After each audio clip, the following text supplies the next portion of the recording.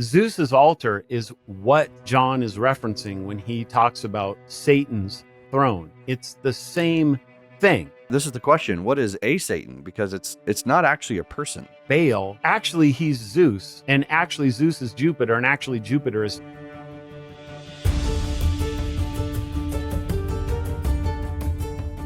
Welcome to Kingdoms Unveiled. We're pulling back the curtain to look at the hidden parts of our Bibles. It's not because God hides them, it's often because we're ashamed of them and culture doesn't know what to do with them. But we think they're for God's glory and the advancement of the gospel. So today, our two pastors, Doug Van Dorn, who's the pastor of the Reformed Baptist Church in Northern Colorado, and I'm Jon Moffitt. I'm the pastor of Grace Reformed Church in Spring Hill, Tennessee. And for you, it's only been a week, but for Doug and I, it's been a couple weeks. We've been traveling in sickness and here and there, so it was good to get caught back up and talk about today's subject. We're continuing to work through the episode. If you found us randomly on YouTube or on a podcast, and this is your first episode, we encourage you to go back and to listen to the earlier episodes. We're kind of setting up the worldview, thinking about gods and demons and the spiritual warfare that happens with the divine council. And we're going to be building on that today and adding to the characters. And we've talked about angels, we've talked about demons, and now we're going to be talking about Satan. So before we get into it, Doug, it's good to be with you this morning. Let's have some fun, man. Yeah. Anything new in your life? Anything exciting happening? You know, it's fall. The world's going to go crazy this month. So I don't need anything new in my life. So did you just say politics? That's a pretty good segue to. Are we talking about Satan today? Yeah, exactly. Oh, sorry. Boom. I always say this is not a podcast on politics, or is it? Or is it? Satan. What is Satan? Often, kind of like angels and demons. I feel like we've done some clarity on. Okay, what is an angel? Angel's a title. What is a demon? It's kind of like where it comes from. Most people think it was fallen angels, but it's not. It's they come from the dead Nephilim. Go back and listen to that episode. And I think we're here to shed some light and maybe reconstruct some views of Satan.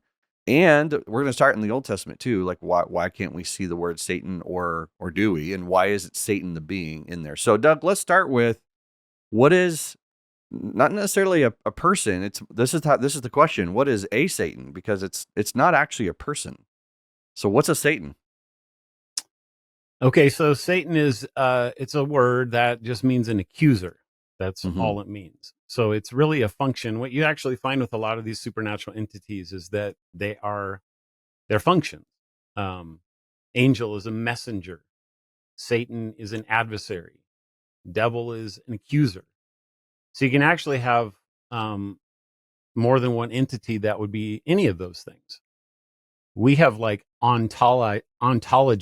I don't know. Is that a good word? Ontologized. I think so. We've turned these functional words into words of being so that they actually describe entities, a certain kind of entity. That's the way that we think about them, right? So an angel then becomes not necessarily a human, even though the Bible has human messengers, human angels, but we only think heavenly beings.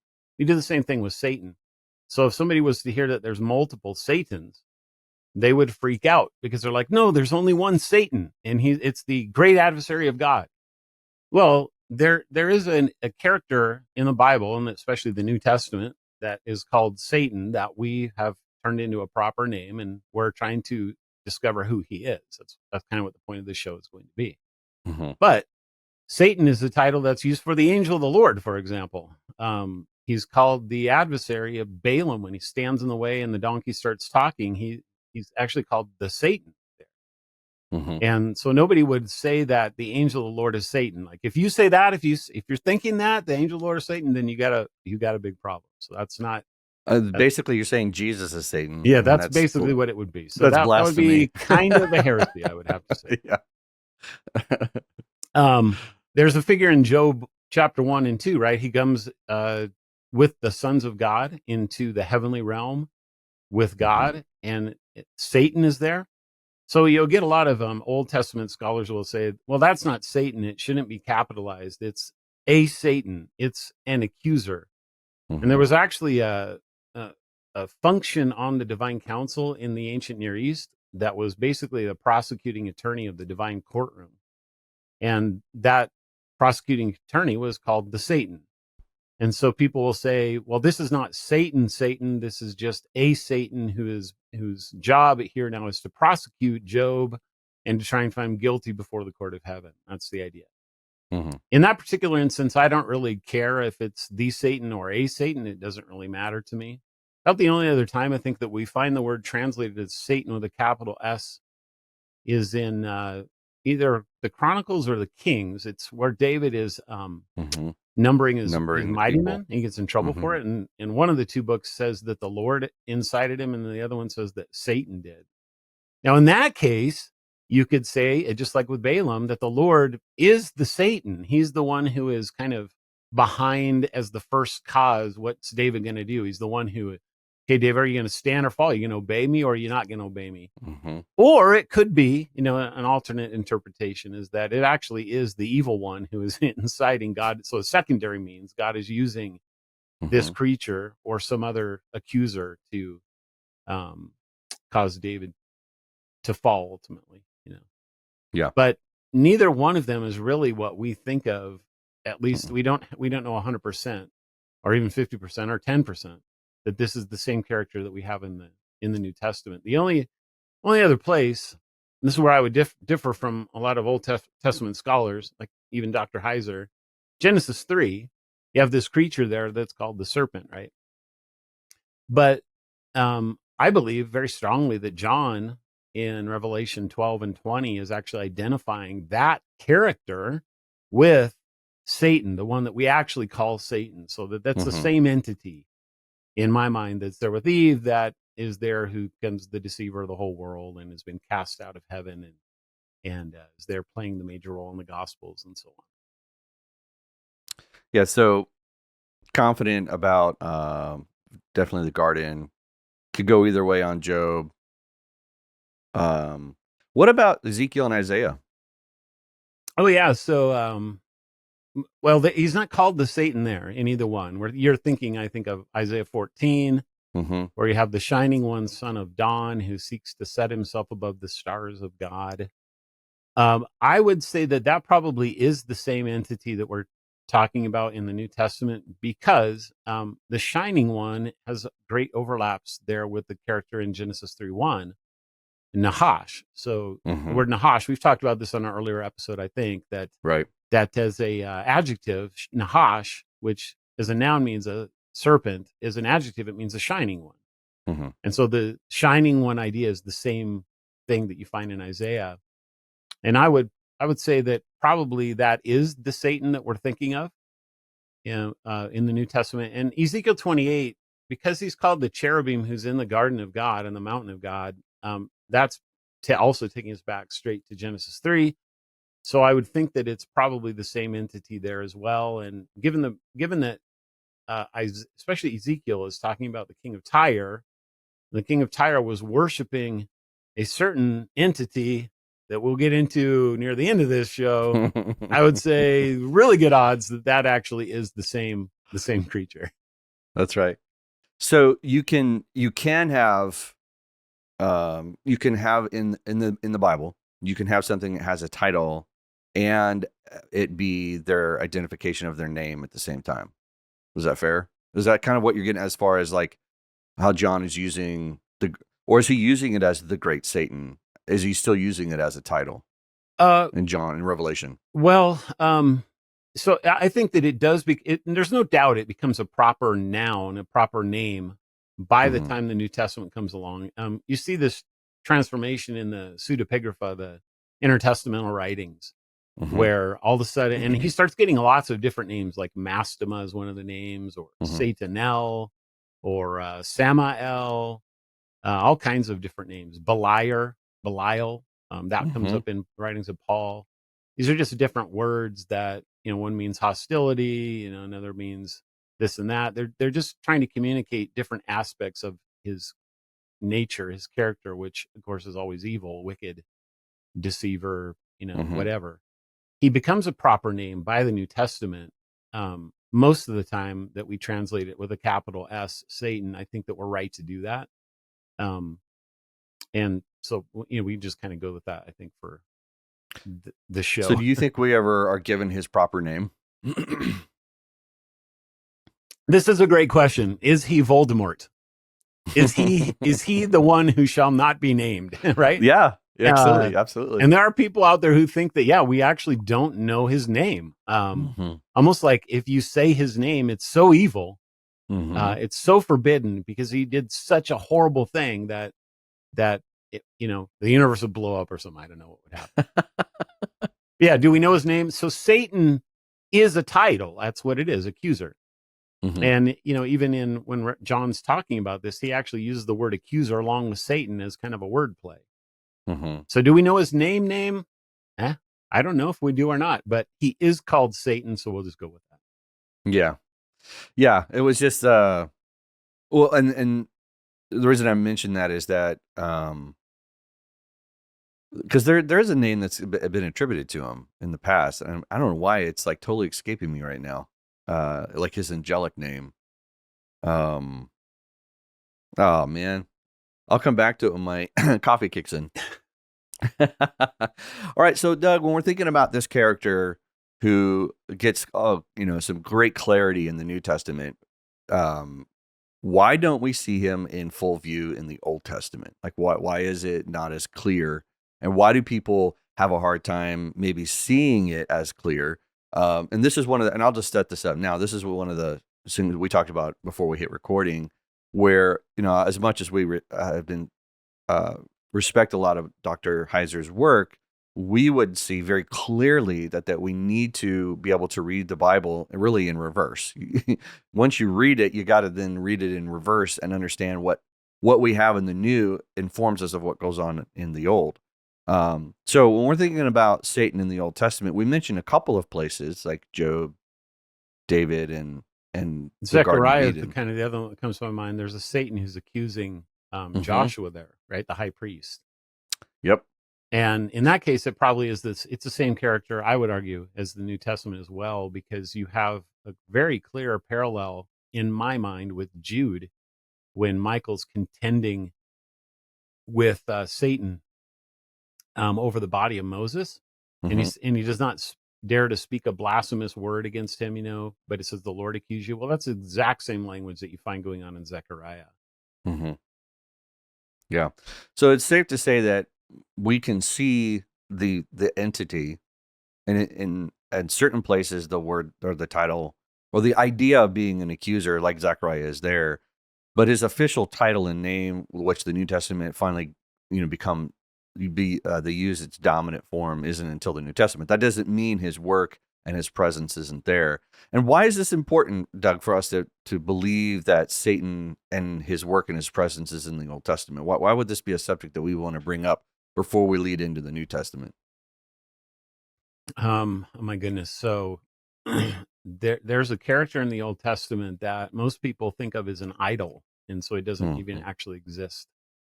But what's interesting to me is that when you say Satan, most Christians believe that he does exist. So how interesting that you have a character that people think doesn't exist, but one who we think does exist.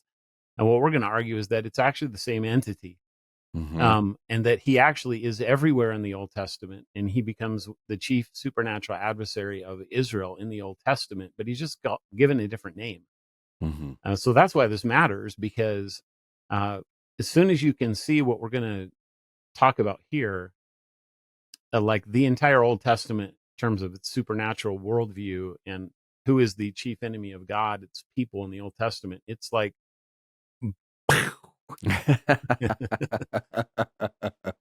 And so who is this entity, Doug? Who is this mysterious thing or person that you were talking about? Well, so, we've talked a lot about the divine council worldview, and especially these sons of God that are over the nations. That's prerequisite for understanding what we're going to talk about here. You have to think of a couple of things in the New Testament. For example, Satan is called the prince of the air, or the prince of the power of this world, that kind of an idea. And then in the temptation of Jesus, what does Satan offer to Jesus, John?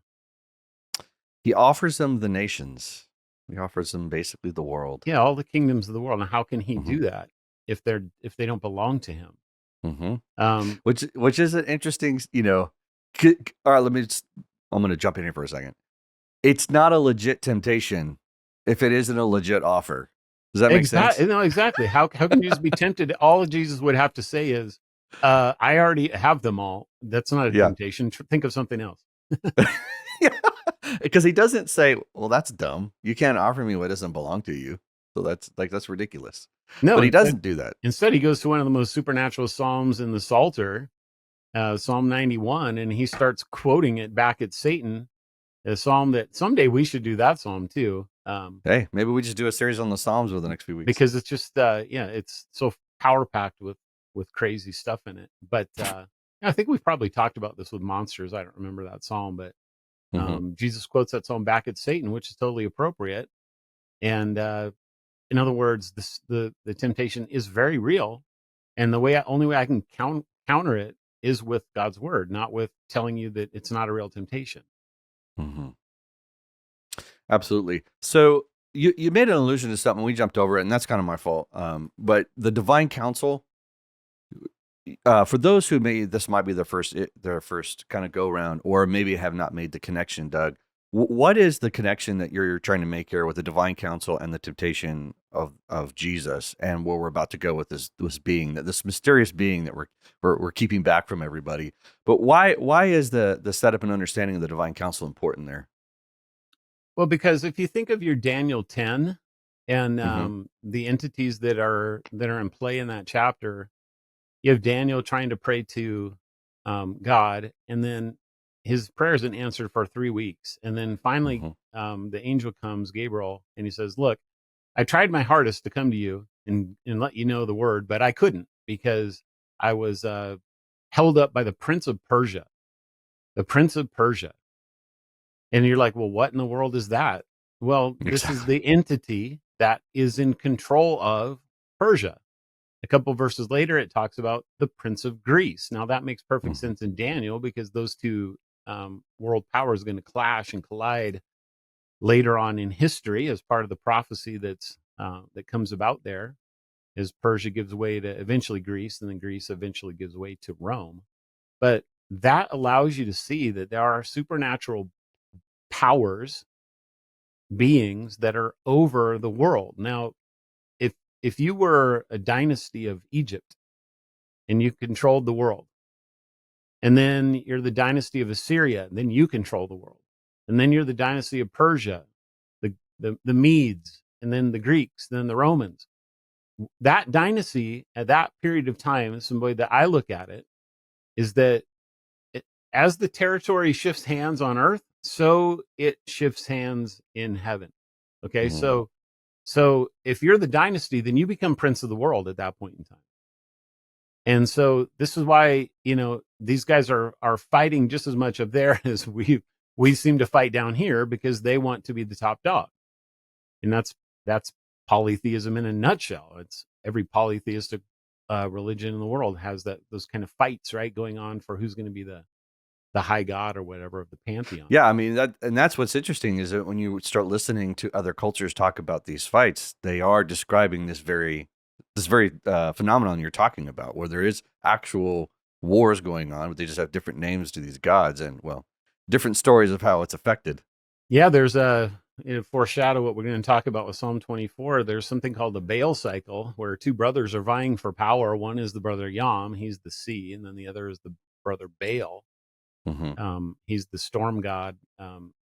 His name means Lord, and Yam is the one who's like going to ascend to the right hand of the Father. He's the beloved son of the Father, and this infuriates Baal. It's kind of like Loki and Thor, really, even in the way that Marvel depicts them. They're brothers that are fighting for power, and so in the Baal cycle, Baal overthrows Yam with his magical weapons, and then he becomes the one who ascends to the throne. Like, it's the whole first act of the Baal cycle is enacting a war, and so that's all we're talking about, is that when you have these supernatural entities over these places, that they are fighting just as much as the men are fighting down here on Earth.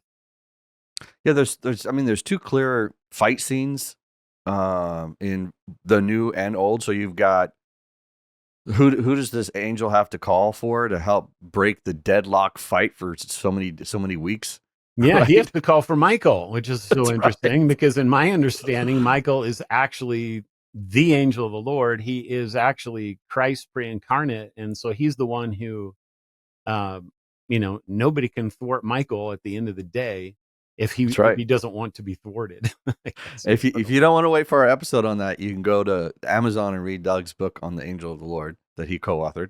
We're gonna get to it eventually. If you want to wait for the audio version of us to talk about it, but then also in Jude talks about there being a war between Michael and Satan over the body of Moses. Yeah. So the idea, like, I know people are listening to us and like, you guys are nuts talking about Marvel-like wars. I'm like, well, it's not hard to get there when you're looking at passages where it's very obvious they were in a several week locked battle. We don't even know how long the battle over the body of Moses was. It's just a reference to Jude. And this is all we're trying.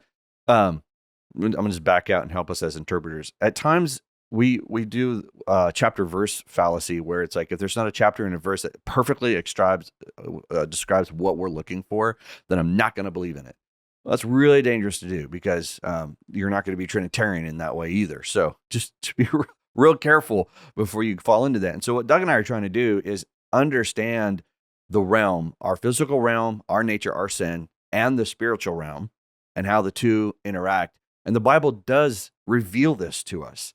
And you have to use all of Scripture. So this is kind of what we're doing. We're learning a little bit about I don't think we can ever overquote Ephesians chapter 6 and verse 12 when it talks about, hey, this is something we're wrestling. We should probably be aware of what we're wrestling. So going back into this, Doug, so we're talking about there being wars and a fight for authority and a power. Okay, so this is the divine council understanding that there's actually I'm going to try and connect this all together. So we have multiple scenes: Zechariah, Job, Daniel, or even in 2 Kings, where you have a council, a throne room, and you have an adversary, or they're working together on deciding what's going to happen. So this is not foreign to us, and that there even being like in Zechariah, that there is a Satan there, there's an opposer there, an accuser there. Then we're looking at there being spiritual wars, which then creates a fight for a region, and then now you're connecting this to Jesus and his temptation. Am I connecting this all well together? Yeah. So what we're trying to see is that Satan is offering Jesus all the kingdoms of the world, and it begs the question: well, how can he do that? Where did he get the kingdoms of the world? If Jesus is God, how come he doesn't have the kingdoms of the world? Right. Right. And so to me, the divine council is the only thing that makes sense of this. Like I suppose you could say that, well, Jesus had them all in eternity past or something. And then when he emptied himself and became one of us, he kind of let that go. Maybe that answers that side of it, but it certainly doesn't answer the side of where did Satan get the kingdoms? How come he has the right to them?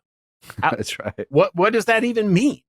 Mm-hmm. And to me, this is the only thing that makes any sense whatsoever of that question. Right. So that's kind of yeah, go ahead. He's the ruler of this world. Yeah, right? he's the God of this world, the God of this world.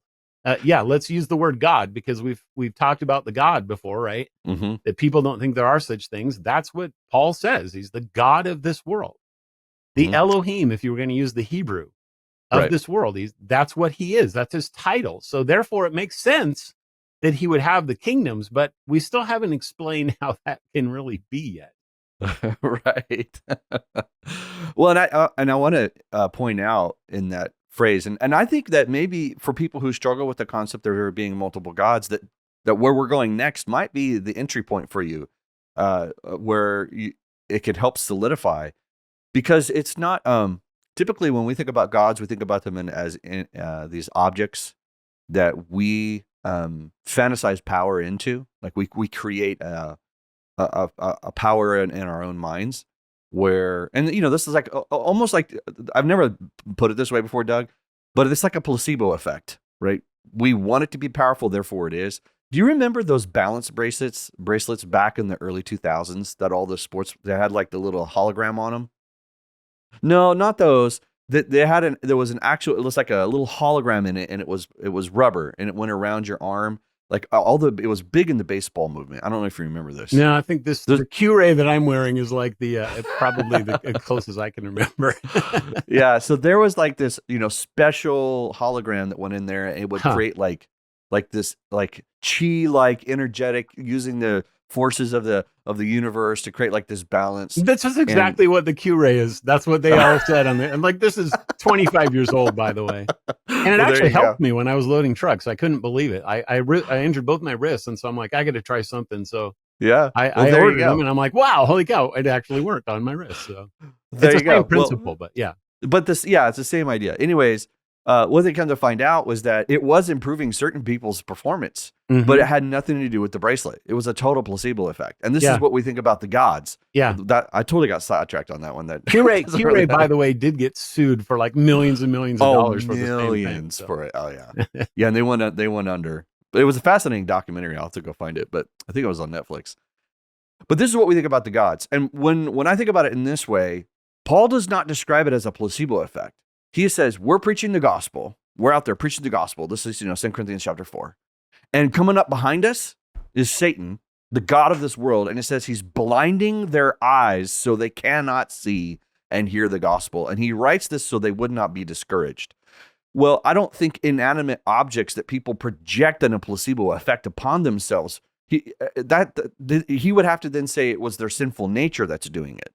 Oh, their depravity that was doing it, which you and I would believe in depravity, but I think there's a both and going on here. And so you have Jesus who's interacting with Satan. Paul calls him the god of this world, who's doing a blinding effect, but this is not the only work that he's doing. There's other work that he's doing that he gets a certain title by Jesus and in the Old Testament. So we're going to stop playing around here and we'll finally get there. So let me give one more play around in the New Testament, because it's a parallel to the God of this world. It's a John 12. That now is the judgment of this world. Now will the ruler of this world be cast out. Yeah. So that's the ESV, but the word there is actually the archon. And so this is the very same word in Greek that the Septuagint translates as in Daniel 10 for these prince of Persia. So I like the translation prince of this world better than ruler of this world. They both convey something slightly different, but it's a parallel to God of this world in what we see with in 2 Corinthians with Paul. And that connects Satan directly to these princes, because he's called the prince of this world. What does the prince of this world mean? We saw the prince of Persia. What could it possibly mean that he's the prince of this world? So should we keep going with this? Yeah, I mean, isn't that the same title? I'm trying to see if it's Archon. Is that the same title that's given to him in Ephesians 2, the prince of the power of the air? No, I don't think that it is. It is Archon. Is it Archon there? It's the Archon of the power of the air. Well, there you go. Another bad translation. Yeah. Well, no, it does say the prince of the power of the air. It says the prince, not the ruler. Yeah, it does. Well, in the ESV it does. I don't know what it says in the other one. So it's great. So there you have the princes that's connecting to this divine council idea of Daniel chapter 10 and the princes over the nation. So if you're going to ask the question, where does Satan get all his power from? You need to, first of all, understand the New Testament context. What is the world power in the time of Jesus?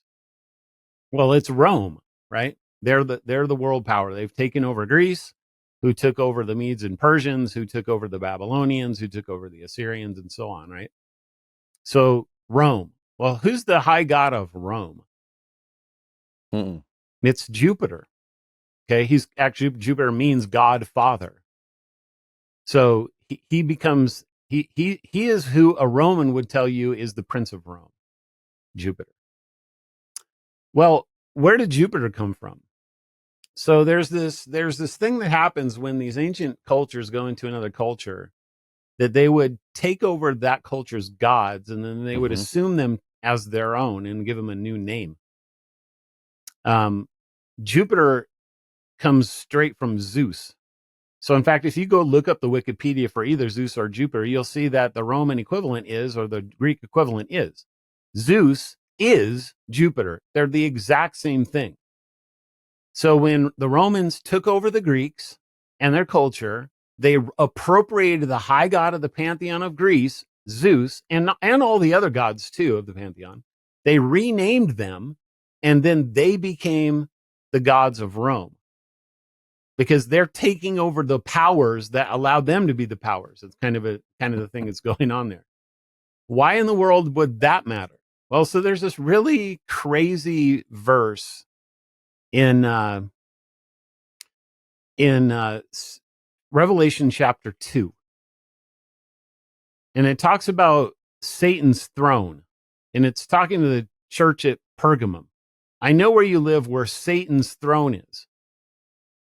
And you're like, okay, that's great, Satan's throne. Why is Satan's throne in Pergamum? Why couldn't you say that it's everywhere else too? Why would you say that it's only in Pergamum? What in the world is John even talking about there? How does that even make sense? Satan's throne. So when you do a little digging, what you find is that there was actually a giant altar. And when I say giant, I mean it's the size of a house. And this altar was actually called the altar of Zeus. And this altar was in Pergamum. And actually during World War II, and this is a whole crazy thing, dude. The Nazis went to Pergamum to take this altar and bring it back to Berlin. And they made an entire museum out of this altar. I think they call it Zeus's altar museum, or it's something like that. I can't remember exactly what it is. Even crazier is that they had Hitler reenact a ceremony on this throne as he's kind of becoming the high power of, wanting to usher in his Fourth Reich. Even crazier, when Obama was inaugurated, they reenacted the exact same thing, putting a duplicate of Zeus's altar and the whole deal, and they had him become the president in the exact same way that Hitler did with Zeus's altar. No way. Totally true story. Now I got to go research this. So why does this matter? Well, it's because Zeus's altar is what John is referencing when he talks about Satan's throne. It's the same thing.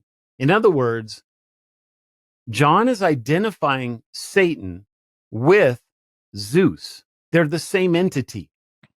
Now, all of a sudden, people freak out about this because big time. They're like, well, Zeus isn't real. Are you saying Zeus is real? And I turn around and I go, well, Satan's real. Don't you believe Satan's real? Well, yeah, I believe Satan's real. I don't have a problem with that. But you're saying Zeus is real? He's a god, and gods are idols. They don't exist. What I'm telling you is that Satan is Zeus. Now, you need to connect the dots in your own head to figure out what that means for you, I guess. But this is what we're saying. Now, think about why this matters. Because if Zeus is Jupiter, and Jupiter is the god of Rome, and Rome is the world power at the time, suddenly we have an explanation for why Satan can offer Jesus all the kingdoms of the world. It's because they're his. Why? Because he's the Prince of Rome. So when Jesus is standing before, this just sounds funny to people when they're going to hear it, but when Jesus is standing before Satan, he's standing before Zeus, is what you're saying. That's exactly what I'm saying. Yeah. Man, it gets even weirder. Well, bring it. Let's go. If we want to talk about Old Testament. Now, I have a paper on academia that I uploaded, a couple of years ago that I called, what did I call this thing? Was it Satan, Zeus, Baal, Satan, Zeus, Baal, and the Prince of Rome? Where I go through a couple more steps than what we'll talk about here with a fellow named Samael, who doesn't appear in the New Testament, but Samael is he's a equivalent figure of Zeus and Satan and all this kind of stuff. And he's actually identified as the Prince of Rome, specifically by the Jews of that day. He's called the Prince of Rome. So that just kind of adds an extra piece into this thing. But at the end of the day, what we're mostly interested in for this show is helping people understand that, in fact, he is in the Old Testament, because we can go one step farther back than Greece and Zeus. We can go to the Canaanites and Baal in the Old Testament. So who did the Canaanites worship? Well, they worship Baal. All you have to do is read just about any story in Kings to find that out, and to find out the syncretism that Israel had with the Baals. Now, there's more than one Baal, so Baal just basically means Lord, but Lord, yeah. there was a high Baal, if you want to call him that. And he's the one who the Baal cycle is about, and this is the one who becomes the god of their pantheon of the sons of God. He's the one that ends up ruling through the Baal cycle. So Baal is used like Elohim then? In what way? Well, Elohim can mean the Most High God, or it can mean the gods. So Baal can mean lords, multiple lords. It can do that. The only difference is that you don't find, unlike Elohim, where God or the gods can be called Elohim, you never find God being called Baal. That never happens. Even though he is Lord, and you could do that if it was merely a title, the Old Testament never ever calls the Lord God Baal. Baal. Always called Yahweh. So it would be a pagan version of Lord then. It would be, but it's not just a pagan version. What it is it's a usurper of Yahweh. So what you need to do is you need to distinguish then between the sons of God. So you have Yam or Nahor or Baal, or in an Israelite worldview, Yahweh is the son of God. Now, there's two Yahwehs. I think we've talked about that before too. The idea that the Father and Son are one, and that there's a Son who goes by Yahweh. He's the angel of Yahweh. I think that the Old Testament does this so that we know that Yahweh is not Baal. They're not the same Son of God. They're totally distinct, right? That's good. One is the creator of all, and he even created Baal, and the other one is a created entity created by Yahweh. Does the New Testament connect Baal to Satan? The New Testament? Yeah, I think it does, because when Jesus talks about overthrowing the strong man's house, that's actually strong man. That's language binding the strong man. Remember, Jesus says, I need to first bind the strong man. Well, this is the language John uses in Revelation 20 of how Jesus bound Satan. So in other words, the strong man is Satan. Well, Jesus also says that, because he goes, how can Satan fight against his own kingdom? And at that very moment, they've been saying that you've been casting out demons by Beelzebub. Well, who's that? Well, it's a whole show you could do on Beelzebub and his name and stuff, but effectively it's Baal. So the New Testament is connecting Baal then to Satan, as it connects Zeus to Satan with Pergamum. And now what we're saying is that when the Greeks went into the Middle East, they took over Baal and they renamed Baal as Zeus. Zeus is Baal. Now, all you have to do is go to the iconography and see that they're both the storm and lightning god. They're exact same thing. They function in identical ways. The name of the mountain, Baal Zephon, became Zeus Cassius. Like they renamed it that because they're the same entity. That's right. So what this means is that all of a sudden this guy Baal, that we all grew up thinking, oh, he's just an idol. He doesn't exist. He's just a golden an idol. calf. Yeah. That's all he is. Yep. Actually, he's Zeus, and actually Zeus is Jupiter, and actually Jupiter is Satan. So therefore Baal is Satan. And I'm not the first one that's proposed this. There's been lots of people that have talked about this. It just hasn't really made the rounds into pop culture or whatever, for whatever reason. And I'm trying to rectify that situation because I want people to understand that we in fact do find Satan throughout the Old Testament as this chief adversary. Think of Elijah and the prophets of Baal, and what a mockery that is on this reenactment of a divine council on this divine mountain, the Mount Carmel, and so we'll see whose God is God, and the whole thing is just a mockery of who Baal actually is. And that's why it's so great, because suddenly the mockery is so much more fun, because if he's a real entity, Now, this isn't, of course, he's better than Mickey Mouse. God, everybody knows God is better than Spider-Man because Spider-Man doesn't exist. But if he's real, if he is the one who all these cultures have reappropriated and said is the high God, and yet he has no power whatsoever compared to the Lord, that's powerful, if you ask me. Yeah, well, and which is going to be leading us into, sorry, the scene that I had in my mind. Remember that scene in, I don't remember which Marvel movie it was, but where the Hulk grabs Loki and just kind of starts slapping him all over. Puny God. Yeah. The first Avengers movie, I think that was. Yeah, that's what it is. He's like, whack, whack, whack, whack. That's the scene where it's kind of like, oh, so you worship Baal. Let me show you what I do with Baal. Yeah, exactly. let me mock him. Okay, so this is a little bit of a lead in. What Doug and I are trying to do is these weird passages in the Old Testament where they're prophesying, like Psalm 24, which we're going to get into next. They're not strange just because David was hard to understand. There is a encouraging, redefining, and rebuilding our faith in what these Psalms are doing.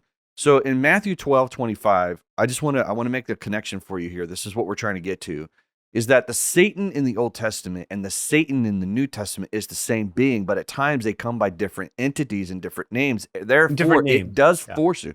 Yeah, different names, sorry. Therefore, it forces you to come to realizing that what you thought was an idol, a golden calf named Baal, was actually a real being, a created being, okay? It's not equal with God. And the purpose of Psalm 24 is to prove that he's not equal with God. But let me read this to you so you can hear Jesus' own words. This is Matthew 12:25, and we'll pick this up next week. Knowing their thoughts, he said to them, every kingdom divided against itself is laid waste, and no city or house divided against itself will stand. Because they were accusing him of casting out demons by the power of Baal, of the power of Beelzebub. So then he says this, Matthew 12:26. And if Satan casts out Satan, he is divided against himself. How then will his kingdom stand? And if I cast out demons by, he then uses his Old Testament title, Beelzebub, all right? Which is this compound word. It can have a lot of different translations. Prince Baal, Lord of the Flies is one of them. Lord of the Flies, Lord of the House. Lord of the House is interesting because in that one, he's actually plundering his house. And so that could be why he's called Beelzebub there. That's right. So Jesus has no problem. I had one more thing too, because this is fun. Yeah. Zeus is actually called Lord of the Flies. There you go. So there you go. So I know some of it you're like, I'm still not convinced that Zeus is Satan. So we'll get there. Stay with us. But the connection I wanted to make for you is that I can't tell you how many times people have read the Gospels and over and over and over again, and then they come to me and they go, I never paid attention that he gives the title of Satan in verse 26, and then he gives the same entity, same person, same being, I should say. He gives it the same title as Beelzebub, which is Baal of the Old Testament. Right. And what Jesus is doing there is telling you this is a real being, and they're saying because it's blasphemy is what they're doing. It's total blasphemy. Jesus is proving he is the Lord. He is God. And they're saying, you're not using God's power. You're using Baal's power. And these Pharisees believed in Baal's power. That's the argument we're trying to make. Because once you understand this, oh man, the Bible opens up a lot. So Psalm 24 is very much about this battle, this war between God and Baal. And so we're going to open it up for you next week. It's a lot of fun. We already did the descent of Christ into hell was 1 Peter. So we'll give you a little bit of a tip. Psalm 24 and 1 Peter are very much connected in what they're trying to do. One is a prophecy towards something, and one is an encouragement from the past looking, or from the future, or from the past looking back. So if we've thoroughly confused you, then just come back next week. That's how we do advertising here. Anyways, we're gonna move on. We'll see you guys next week.